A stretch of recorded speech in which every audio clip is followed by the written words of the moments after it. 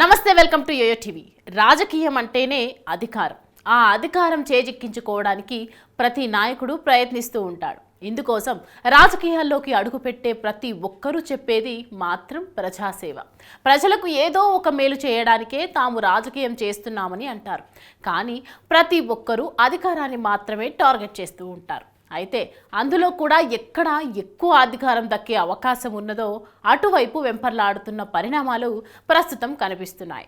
పదవుల పరంగా చూసుకుంటే ఎమ్మెల్యే కంటే ఎంపీ అనేది పెద్ద పదవే అయినప్పటికీ వారికి స్థానికంగా అధికారుల వద్ద ఉండే ప్రాబల్యం తక్కువ, ప్రజల్లో ఉండే క్రేజ్ కూడా తక్కువే. ఎక్కడో ఢిల్లీలో వారి వ్యవహారం నడుస్తోంది. నియోజకవర్గాల్లో చాలా చోట్ల వారిని పట్టించుకునే వారుండరు. దీంతో చాలామంది నాయకులు ఎమ్మెల్యేగా పోటీ చేసి గెలిచేందుకే ఇంట్రెస్ట్ చూపిస్తున్నారు.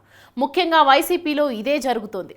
ఎమ్మెల్యేలను కొన్ని సమీకరణాల దృష్ట్యా ప్రమోట్ చేసి ఎంపీ స్థానాల్లో పోటీ చేయాల్సిందిగా జగన్ పురమాయిస్తున్నారు. అయితే అలాంటి వారిలో చాలామంది తాము ఎమ్మెల్యే సీట్లలోనే కొనసాగుతాం అంటూ పట్టుపడుతుండటం విశేషం. జగన్ పురమాయింపు వల్ల కానీ లేదా వాళ్ళే అలా కోరుకోవడం వల్ల కానీ కొందరు వైసీపీ ఎంపీలు ఎమ్మెల్యేలు స్థానాలకు మారారు.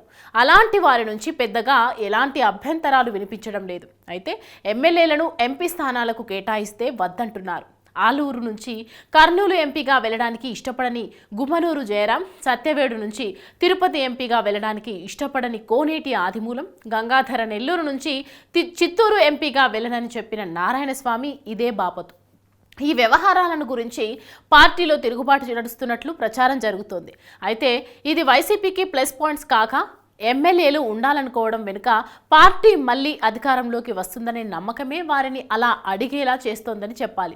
వైసీపీ అధికారంలోకి తప్పకుండా వస్తుందని, తాము ఎమ్మెల్యేలుగా గెలిస్తే మంత్రి పదవి లాంటి అవకాశం ఉంటుందని కొందరు, స్థానికంగా తమకు కాస్త విలువ ఉంటుందని కొందరు ఆశపడుతున్నారు. అదే ఎంపీగా గెలిచిన కేంద్రంలో ప్రభుత్వంలోకి వచ్చేదేం ఉండదు. తమ పార్టీ ఏ కూటమిలోనూ లేదు గనుక సాధ్యం కాదు.